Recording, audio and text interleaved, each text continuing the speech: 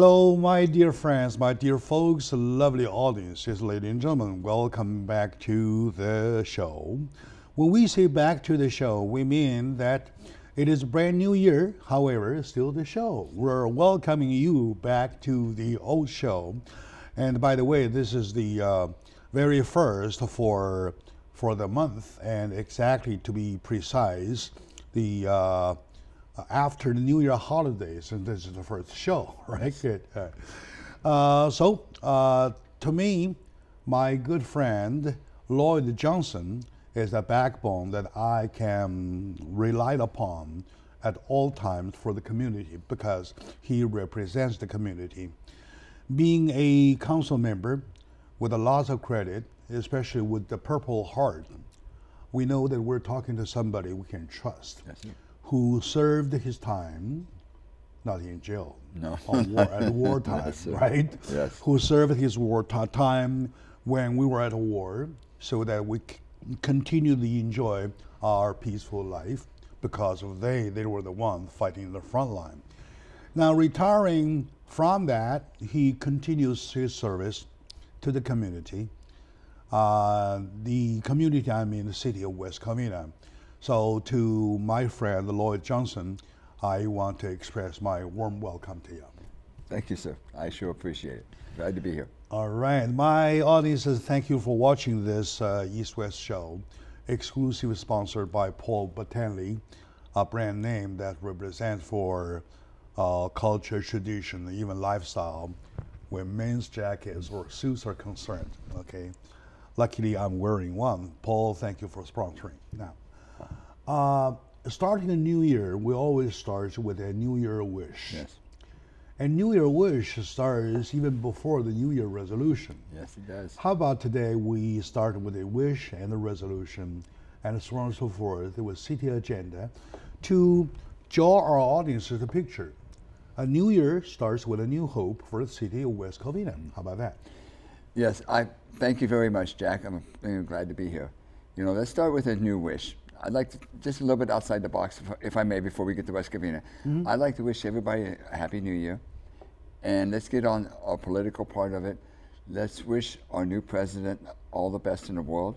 If you agree with him or you disagree with him, he is our president, and we have to wish that he makes the best out of it. We want all the good for him because if he succeeds, the United States will succeed. And all of the residents. Yeah, if you fail, we fail. If he fails, we fail. We're one nation under God. We're all the same. So get that out of the way. You know, no matter if you voted for him or you didn't vote for him, he is our new president, and we have to stand behind him and wish him all the best and hope that he succeeds at what his job is.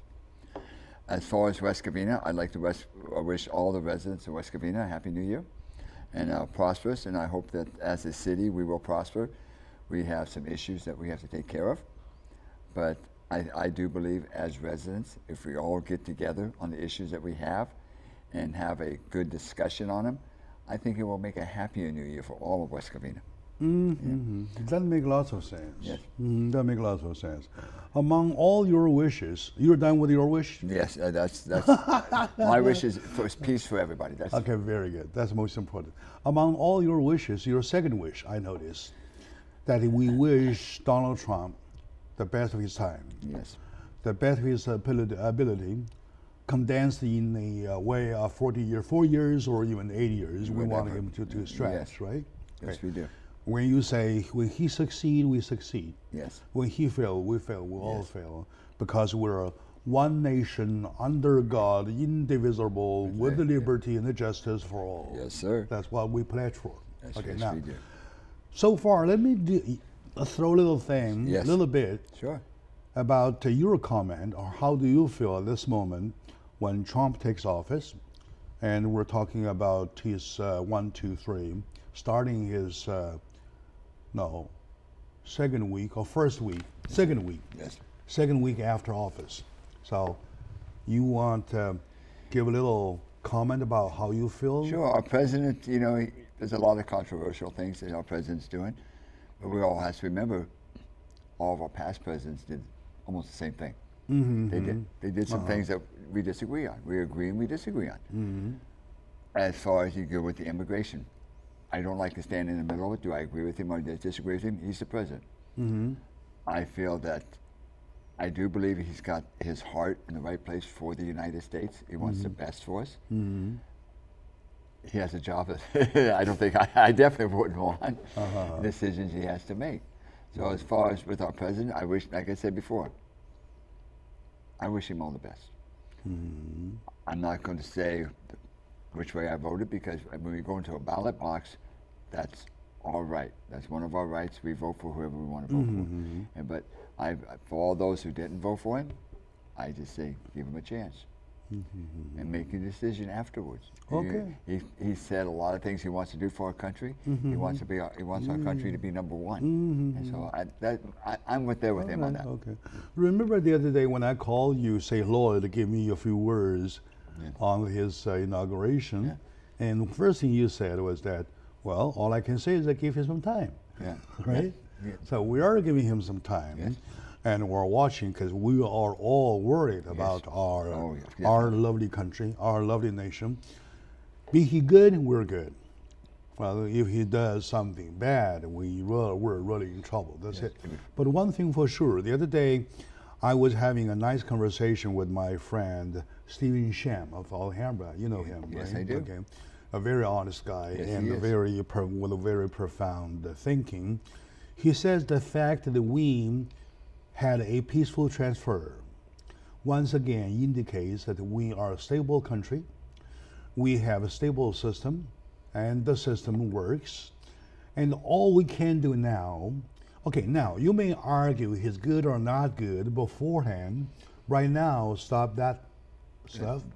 You are concentrate on your support to him, because you have only nothing but only this president to lead this country. That's all we have, right? Just one. Okay, by logic, just one. Okay, back to West Covina. I believe West Covina is a city with a long tradition, very long tradition. Speaking of peaceful community, I would say I would vote West Covina for number one. So, New Year stars with a resolution. Do you think you have anything to recommend to our citizens?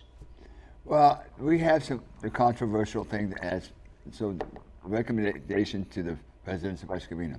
The city of West Covina has a controversial thing that we just voted on for districts. And I'd like the residents to understand, I think, not one of the council members wanted districts. You know, we had to look at the alternatives. The alternatives is we do not have $4 to $6 million to fight a lawsuit. These are tax dollars. These are the residents pay for this. If we fight this lawsuit, we lose or win. If we win, if we would fight it and we would win, it would still cost us anywhere from $2 to $4 million. We fight it and lose it, it could go up $4, $6, $8 million. So my thing for the residents of West Covina, district most likely is going to go into effect in 2018. Let's give it a try. All we can do is hope and pray for the best. But I want them to remember one thing. As the council member, and also as a resident of West Covina for over 45 years, after 2018, if you decide you don't like it, you hate having to vote once every 4 years, that's the drawback. You only get to vote once every 4 years, not every 2 years. Let's change it back. All right. I'm giving them the opportunity by us doing it on our own, without a court mandate. I'm giving the residents of West Covina an out. In 2 years, they don't like it, let's put it on the ballot and go back, and then we'll fight it till whatever it takes to do it. So that's one of my resolutions, one of my New Year's for the residents of West Covina is to give it a chance. Those aren't going to like it, just like everything else, and those are going to like it. I see. And let's see what happens. You know, West Covina is a great city. I don't want to see one thing tear it apart, which is such a controversial thing. And you just now mentioned one thing that about the lawsuit thing, the possible lawsuit thing. What is exactly the conflict? Well, what it is, we had 3 residents sue the city of West Covina, basically saying that we're prejudiced. We're racist. We're prejudiced for racist. Against that was the old issue last time we discussed, right? Against Latinos. Against the Latino. The reason being? Because we don't have a Latino on our city council at this time. We've had them in the past, but we don't have one at this time. And there's the big law firms. They went around and figured they can do this, the Civil Rights Voting Act, and they sued the city of West Covina. So through the entire voting process to where you guys, 5 members, are produced, are elected, yes. Anything that you can say or anything people can find out that there are certain moments or a certain event or a certain whatever to reject Latinos. To purposely reject Latinos. But no, we don't. The city of West Covina has never rejected Latinos. What had happened? We've had Latinos on the council before. Is that to get elected, you have to go out and vote. Yeah, of course. It isn't that there's a lot of qualified. I mean, I know a lot of qualified Latinos that would do fantastic on the city council. A lot of them don't want to be there. They have their other lives to do. They have businesses to run. They Among the 5 members of your city councils, do you have anyone wearing eyeglasses like I do? Oh yeah, well, Tony wears eyeglasses all the time. Tony does? Yes. Tony does. Tony will, and I wear them to read. I see. So I have them in my pocket right here. No. I'm not talking about reading glasses. I'm talking about everyday glasses. No, Tony wears them every day. Tony does. He's the only one. Okay, very good. I'm trying to make a point. If it happened when all the 5 members do not wear eyeglasses, I mean day-to-day glasses, I feel myself being discriminated because I'm not represented. I need somebody wearing eyeglasses on the board. That is my point. The point, and if you want to compare that, I can basically understand it a little bit. But the point is, if you wear eyeglasses, you want to be on the council, then you have to run. Yes, that is my point. You have to run. Now, that's exactly my point, yeah. Think about, like, if you go to districts, like say, it breaks it down into 5 districts in the city of West Covina. You only get to vote once every 4 years for 1 member of the council.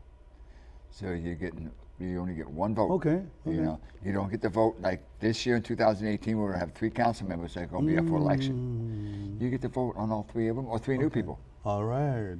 Let's take a very short moment. Okay. When we come back, probably want to clarify in this area a little more. Sure. Because it sounds confusing. Exactly, if you look deeper, might not be that confusing. So stay with us, please.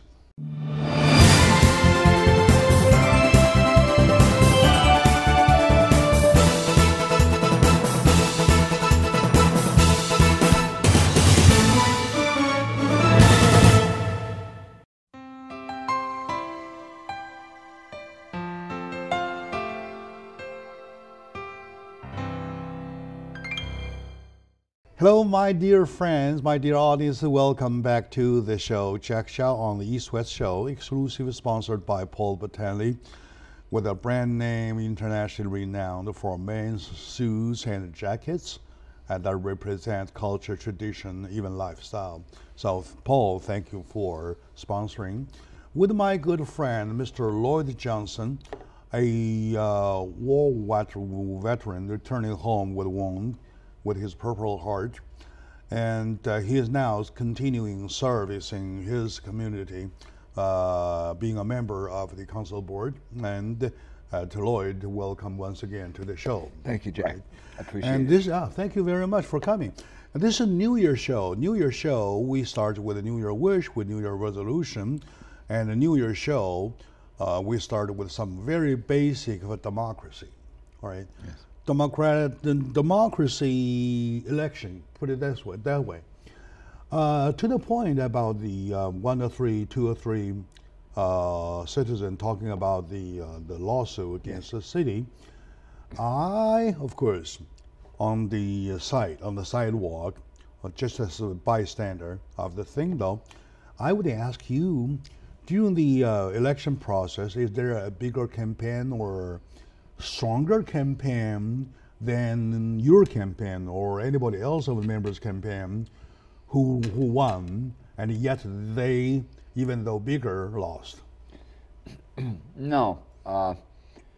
Those on the last campaign in 2013, which was the one before mine, there was quite a bit of money spent on it. Those who spent the most money got elected. Now, if I recall, I think I told you before, in 2013, first time I ran, I only lost by 2 votes. I spent the least amount of money on it, but still only lost by 2 votes. All right. It isn't about the money. It's about where your heart is. Okay. You know, if you have a big heart, you have a deep feeling for commitment to your community, you have to go out and knock on doors.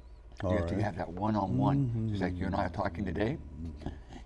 You have to get to know your residents. Okay. You knock on the doors, you talk to them, you ask them questions, want them to ask you questions. They have to know who you are. They have to know, is your heart in it? Is it something you really want to do? You're right, you're right. Remember last time when we were talking about your election, you were talking about the door-to-door stuff, knocking doors, make yourself known, let them know how you think, what you think, and when you hear about what they think, right? That kind of thing. That's what it's about. Anyway, on the other hand, though, talking about the legal level, though, you were saying that the city, you were worried about the city putting about $3 or $4 million to win a case. Yes. Right? What if the city doesn't fight? Well, we're not going to fight this one. Okay. That's what I'm saying. That's so when we are not going to fight against this one, how the case will go, just to let the court decide. Well, what it is, we have negotiations between us and the law firms that are suing us. Okay. Now, they come up with some demands, and we counter with it. It's a negotiation. Okay. What they wanted, which I also wanted, and I brought it up to the council. I wanted, if we're going to have to go districts, I want 5 districts with a rotating mayor like we have right now. And it makes it fair. Every district at one time will have a mayor representing that district. Even doing this right now, it's probably cost us close to $500,000, and it didn't even go to court. That's half. That's because of all the because of all the law firms that are suing us. There are 5 law firms suing us. If the reason why they sued us starting back in October last year, if they'd have waited till January of this year to sue us, the cap was only $30,000. Back then, the sky's the limit. So that's why they got the lawsuits in before the new year. I see. But we agree to go to districts. It kind of freezes the lawsuit. The expense kind of holds. And we've agreed some things. They said they wanted more. We countered, said no. We've had some things that we call a deal breaker. Either you accept the things that we're doing, or we're not going to go along with any of it. I see. In other words, the proposal of relocate the districts might resolve the problem. Yes, and you know, it will in a way. Then we'll see. You know, if we open it up to districts where they say that now it makes it more where the Latinos are more represented. They can, now, if we have an election in 2018 and no Latinos get on, what does that say? It doesn't say that we're racist. Oh yeah, all right. Okay. You know, you can prove a point that the city is not racist. If you break it down into districts where they can run, the thing of also what they're saying is that at-large voting, which we've always done, they can't raise enough money because you have to represent the whole city. You have to. Jack, remember when I ran in 2015, I knocked on 3,400 doors. That's a lot. A lot of doors. I started in June and I walked all the way up there right before the election started. All right. So I'm saying, you know, so it's a lot of money there. So if you break it down to districts, you can only have to spend 1/3 of that and knock on 1/3 of the doors, so that you can spend more quality time with the residents instead of. So when they divide it into 5 districts, though, do the voters in one district vote for one only? One only? They cannot cross vote. No. All right. Now, do they have enough people, I mean, population-wise, to create one candidate or 2 or more? Remember, we have 107,000 people that live in West Covina. We have 53,000 registered voters in West Covina. I see. You break it down into districts, they'll probably call them 1, 2, 3, 4, 5, but it's basically going to be east, north, west, and south in the central district, in the center of West Covina. Okay. That's how we broke down. So each part of the city will have a council member. In other words, it could be done that way. That's the way it has to be done. Right. You know, the residents of West Covina have to understand one thing. Where I will stand on this district, that they have to agree to the districts that we draw up. The council is not going to draw it up. Okay. We have to hire a consultant to do it with our input and with the residents' input. We will have plenty. That's why it's going to take till 2018. We have to have a lot of meetings with all the residents. They have to they want to make sure that the council is not gerrymandering this district for their benefit. Yeah, you're right. You're right. It has to be represented by. As of right now, we probably have 2 or 3 council members that would live in the same districts. It sounds to me like a gerrymandering situation, because you can stretch it here to here to draw a map to have who. But we're not going to let that happen. I will not agree to that. Yeah, you will not, right? As of right now, we have Councilman Warshaw, Councilman Toma, and Councilman Wu, all right now in the same area. Okay. Now, when you draw up districts, you might have a couple of those council members that would be in the same districts. Now they will have to run against each other. Only one of them will get elected. But that's the way it's supposed to be done. You know, we can't. I'm not going to let them draw up districts that have this council member on one district, and this councilman, and split it off here, and this councilman's in another district. The residents will not go for that, and I will not go for it. It has to be fair. If I had a council member that lived right across the street from me right now, we'd have to fight it out together. I'm not going to have them draw the line down, say this is one district, this is the other district. Doesn't make sense that way. Residents are going to come first. It's my job, my duty, my sworn duty as a council member of West Covina to take care of the taxpayers' money. And I know there's a lot of residents that don't want districts. That makes the most sense. They don't want districts. They want us to fight it. But this is their hard-earned tax dollars. Right? Do I say, yes, we fight it. We're going to spend $4 or $6 million and fight this out of your tax dollars. Win or lose, we're still out that money.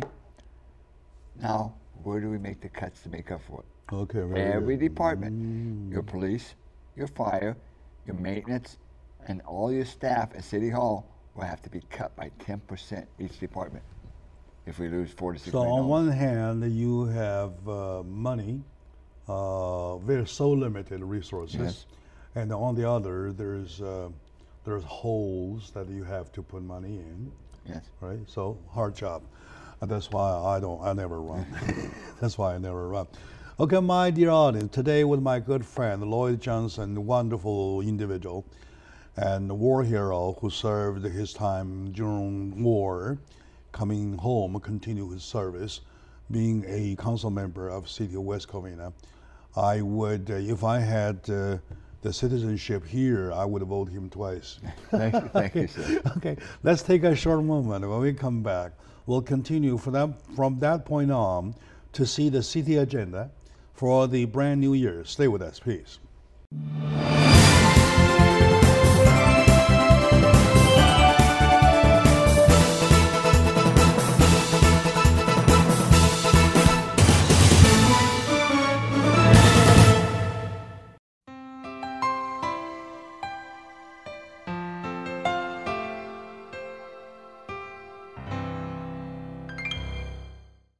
Hello, my dear audiences. Welcome to the show, East-West Show, exclusively sponsored by Paul Botanic. Paul Botanic being a internationally renowned brand name for men's jacket and suits that represent culture, tradition, even lifestyle. I happen to be in one jacket. Yeah, it does look good, right? All right, good.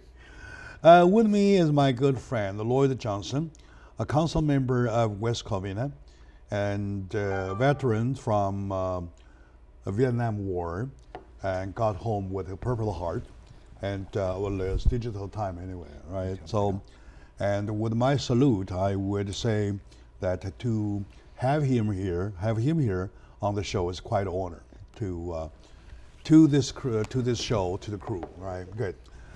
Yes. We were touching base with him about West Covina. With the new year, we kind of came across with a little issue, which is not a big issue to me. Under democracy, we can have everything resolved. So to look into the city agenda, though, what do you have for the new year? And what have you been cooking for the new year, please? Well, one of the things that we did, Jack, is that as of every city has a graffiti problem. Which, graffiti no matter problem, where you go.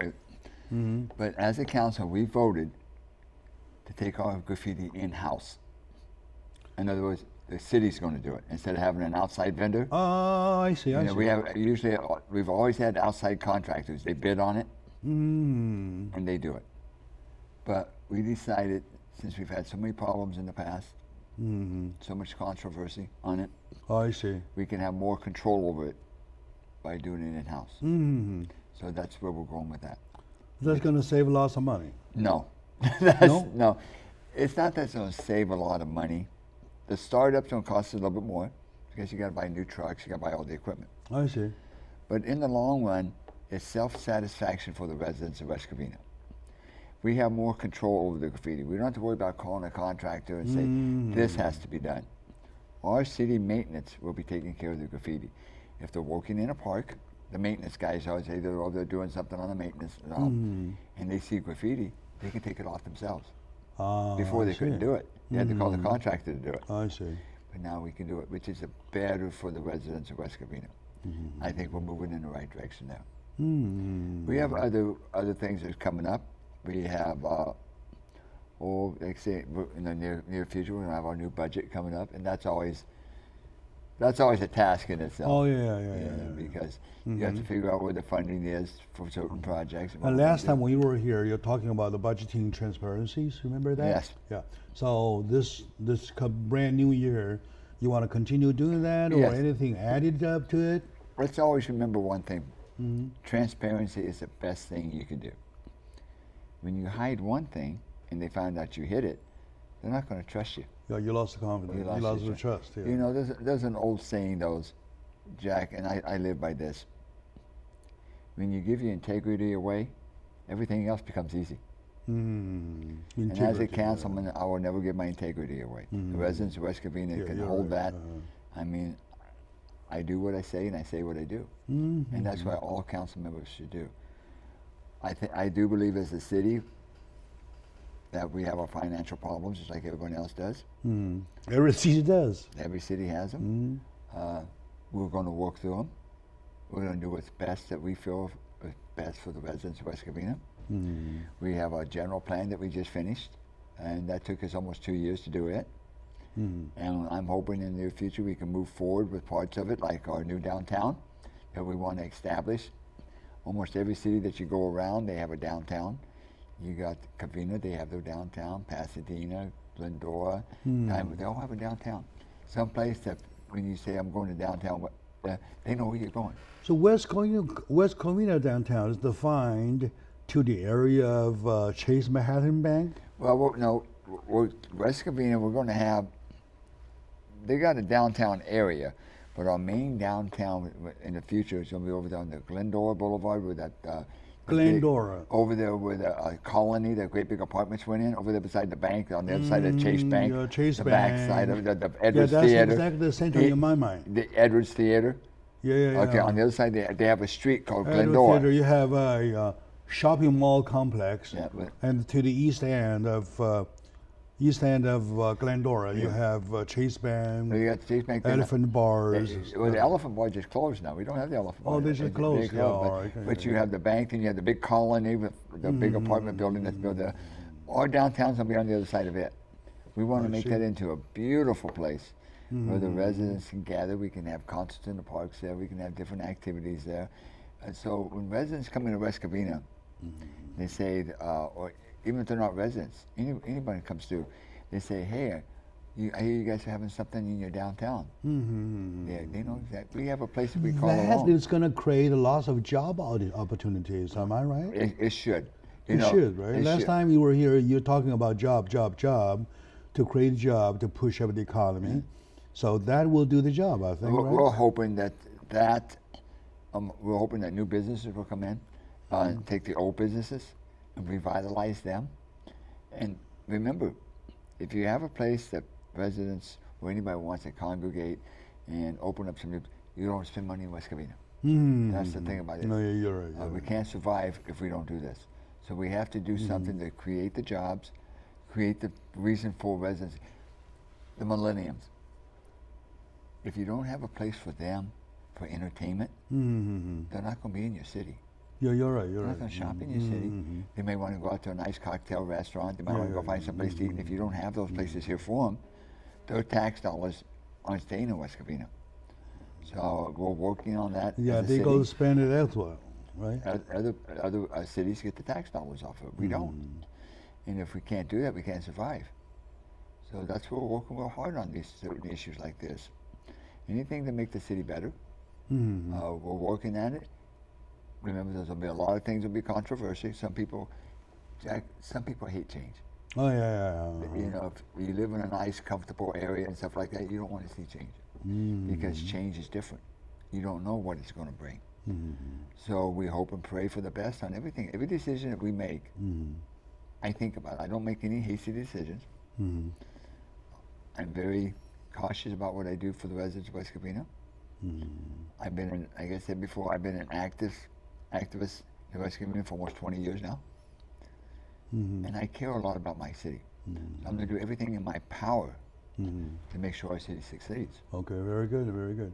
And last time you were here, you were talking about public safety. Yes. And about a slight chance, very slight chance of getting the more recruit, right? So is that going that way? Yes, it is. Thank goodness it is. Good for you. At one time, we have to remember, almost 2 years ago, we only had like 83 to 85 officers. And now we've okayed them to be up to 102. Oh, yeah. Over At one time, the yes. highest we ever had before, I think, was 127 police officers. All right, okay. So we're on the track.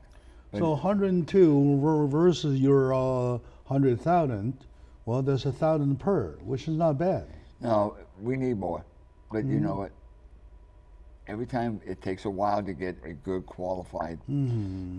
I've always said I would like to see officers that are what they call bilateral, coming from another department somewhere. Yeah, bilateral. Yeah. Because if they don't, if they say they don't want to work in the area, they want to move. Because what you do now, you have an experienced police officer. A lot of them come out recruits. We do have some that come, but it takes almost a couple of years to get. So will the city budget support that 102?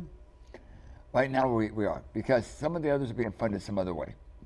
So right now, yes, we can afford the 102.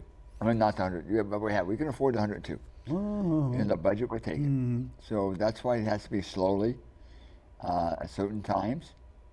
We have other sources that do it that want to fund some of them, so we're working real hard on it. And I think the more police officers we see on there, we can get back to patrol cars. We don't see that many patrolling anymore. Yeah, you know, my audience, it is good at the beginning of the year to sit here to hear what a council member has in his mind about his beautiful city, right? And of course, it's your city. And now that we confirmed that what he mentioned last time when he was on the show, the budget transparency, the enhance of public safety, and the creation of job opportunities are on the road going the right way. Yes, they right? are. Okay, those are very good. Let's take a very short moment now. When we come back, we'll pick something else for the city of West Covina and about the city of West Covina. Stay with us, please.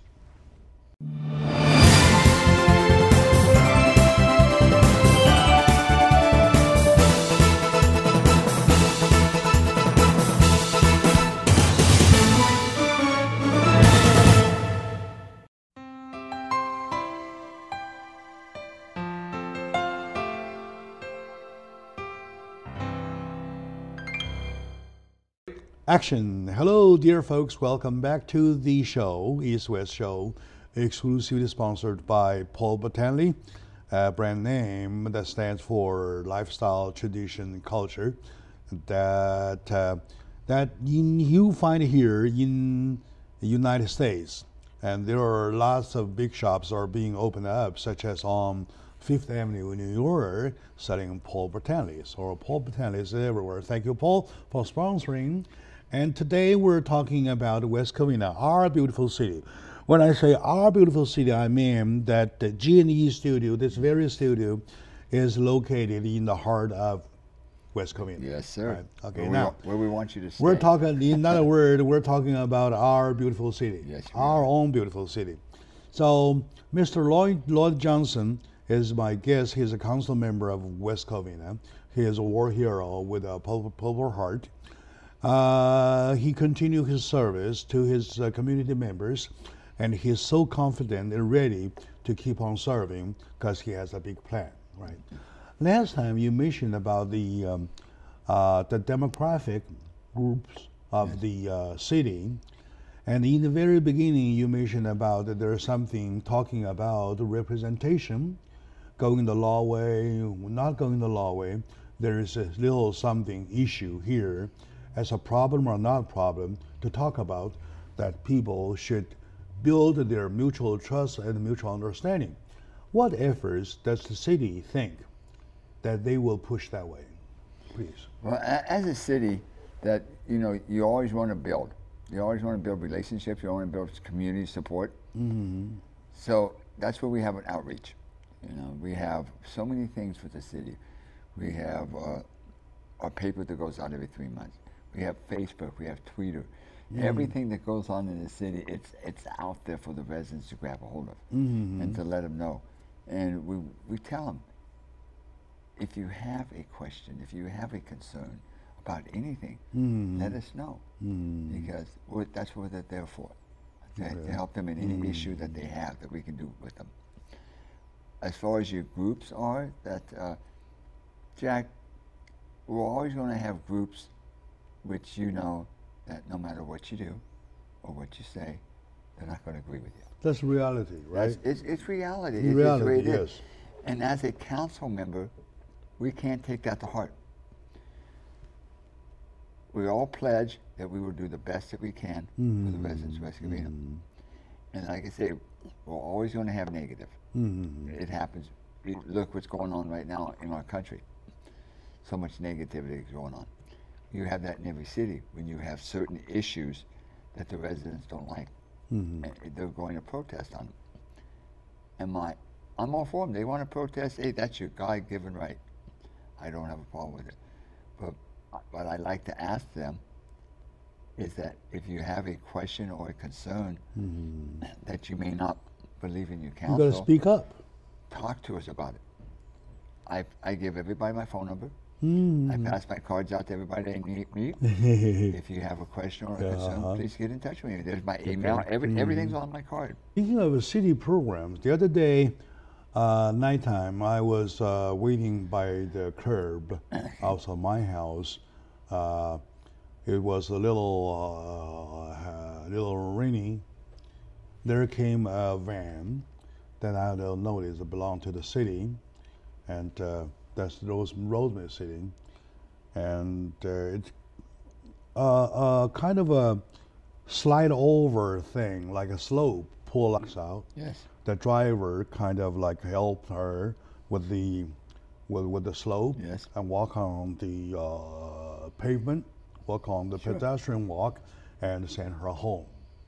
I later chatted with him. He says it's a city program for free. Yes, it is. In West Covina, do you have that kind of thing? Oh, yes.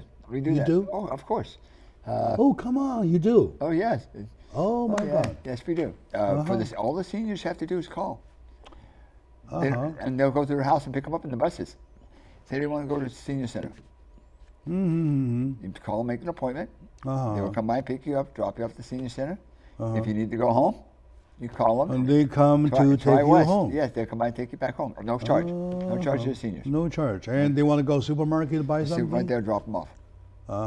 This is a great program. That's beautiful. It's more. That's very beautiful. It is, because we have to understand one thing. Seniors are our greatest resource that any city, any state, or any country can have is their seniors. They've been there, they've done that, and they can tell you stories that it is. But you have to take care of your seniors. If you lose your seniors... Yeah, that very moment when I saw that, I was so touched, and I had a very nice conversation with the driver, and go West Covina. I see. What is the number? What is the number, please? offhand, Jack, I don't know it. Okay, very good, yeah. Because I know that, but the West Covina has it. They can go to the West Covina website, and it's on there. Okay. Every program we have, they can go find it on our website. Don't worry, I can ask my people. They can find it. And when they edit, they will find the number for people who decide to serve. They are the council members. By the way, I want to make sure it's not a big salary there, right? No, believe me, there's no big salary. I mean, no we big spend, salary. If you figure down how much we're working for, it's probably like $1 an hour. $1 an hour. Okay. For the hours that we put in. We put in a lot of hours. I see. Usually the last few months, matter of fact, this has been my first couple of days I've had off. We've always had something to do on the weekends. I have something I have to do tonight. There's a program I'm going to tonight. And there's usually 2 or 3 of them. Through the holidays, we're gone at least 3 times a week. Okay. I've done a few with you, with the DDI, which I love doing in the first place. Thank you. You guys are fantastic. I love doing them. And we do a lot of them. So a council member has to be committed.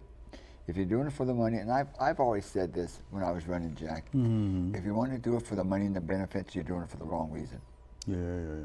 And on the other hand, you have to run a lengthy campaign for a job that pays $1 an hour. What for? For the purpose of serve.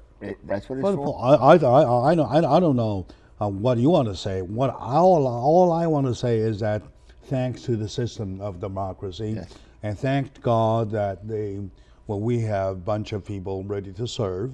And today with my good friend, Lloyd Johnson, I have some good time. We're leading a war against Iraq over Afghanistan. We're talking about small to the senior center, something, all right? And the graffiti is on the wall. Yes, it is. Okay. For that, we want to give our applauses to all the members on the Council of West Covina. Yes, and to my audience, that is our city. To hear for our audiences, we will let you know a great city we have, that we are in a great city. All right. So thank you. Jack, thank you.